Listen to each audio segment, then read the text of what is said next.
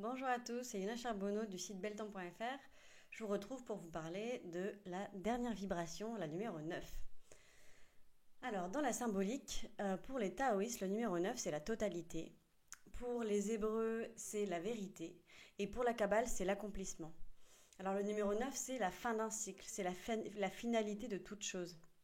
Au niveau des religions, on a Jésus sur sa croix qui aurait expiré à la 9e heure. On a les 9 ouvertures de l'homme pour l'islam. Pour les Aztèques, les âmes doivent parcourir 9 étapes pour accéder au repos éternel. On a ensuite le carré magique qui utilise les 9 premiers chiffres. Et la 9e planète, c'est Pluton. C'est celle où il faut mourir pour renaître. Donc voilà au niveau des symboliques. Au niveau de l'énergie 9, là cette vibration, en fait, elle nous parle d'une énergie humaniste, d'une extrême générosité pour le bien du monde. En fait, le 9, il a un idéal derrière lui, c'est vraiment donner. C'est le sens du service à la grande échelle. Et donc, là, je vais tout de suite vous parler de la désharmonie du 9 parce qu'elle est vraiment très en lien. En fait, le 9, il a une énergie de chef d'entreprise, mais dans le sens porteur de cette générosité-là. Et en fait, ce qui se passe avec le 9, c'est que des fois, c'est le genre de personne qui pourrait dire sans moi, qu'est-ce que vous feriez sans moi en fait. Voilà, et du coup, on pourrait dire, mais quel égoïste celui-là, quel mégalo. Et en fait, c'est parce que c'est vraiment la même monnaie de la pièce. C'est-à-dire il veut tellement que le monde aille mieux que du coup, il peut se dire, mais sans moi, vous n'y arriverez pas parce que justement, voilà, il a cet idéal derrière sa tête. Et donc, en disharmonie, ça peut être quelqu'un de rêveur, en fait, qui est dans les fantasmes, mais coupé des réalités.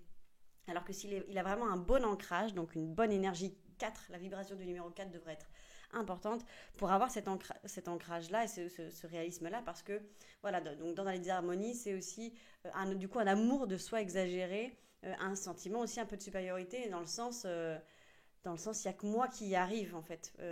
Et, euh, et ne pas percevoir à quel point chaque personne est importante dans ce processus-là d'élévation, en fait. Donc, le numéro 9, en fait, c'est une grande générosité, c'est une grande fraternité, c'est aider les autres. C'est rigolo parce que j'ai rencontré une personne le week-end dernier qui me faisait énormément penser à mon coach Jean-Baptiste Boulic et je me disais c'est vraiment les deux mêmes énergies et en fait j'ai fait la numérologie, il se trouve que les deux sont numéro 9 et donc voilà c'est deux personnes qui aident des gens à se faire connaître justement et donc c'est vraiment dans le don de soi, le service, mais quand le 9 est harmonieux, il y a vraiment une grande puissance. On peut se rapprocher aussi un peu du 8 parce que cette énergie de chef d'entreprise, de lien avec l'argent, s'il est bien harmonieux, ça peut être vraiment quelque chose de puissant. Voilà. Donc si l'énergie numéro 8 est un peu bloquée, bon bah pareil, cette énergie 9, elle peut être plus discrète. Voilà, si l'énergie 7 qui apporte la confiance en soi est bloquée, bah pareil, ça peut se faire de manière un peu plus dans un petit recoin. Alors que l'énergie 9, lui, bah, il va vraiment dans l'expansion et dans le don. Il a des aspirations profondes en fait. Vraiment, c'est quelqu'un d'utopiste et humaniste, comme je disais. Oui, il a attention à ne pas dramatiser les émotions. Pareil, en fait, comme l'énergie 9, c'est la finalité du cycle.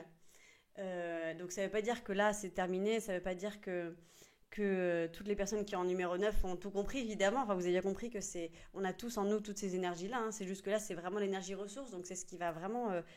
c'est ce qu'il a dans son sac à dos, la ressource 9. Donc il y a cette énergie de générosité et de vision du monde parce qu'il est en lien avec l'empathie du monde, avec les besoins du monde. Voilà.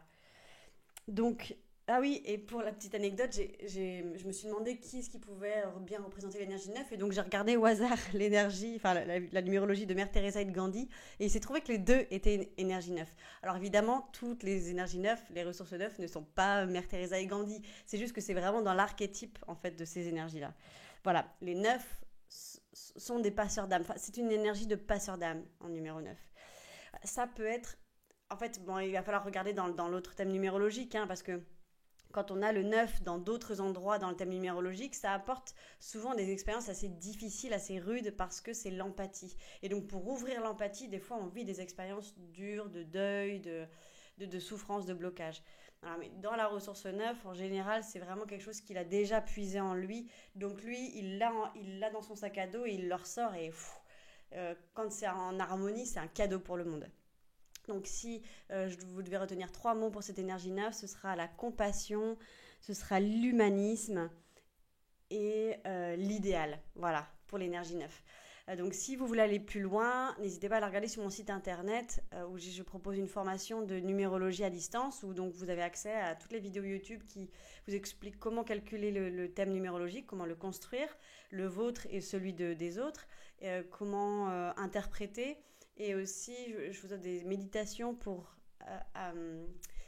comment harmoniser ces énergies-là dans vos corps énergétiques. Voilà, donc en espérant que ça vous a donné ces clés, toutes ces énergies de vibration. En tout cas, ça m'a fait plaisir de vous le partager. Donc peut-être à bientôt.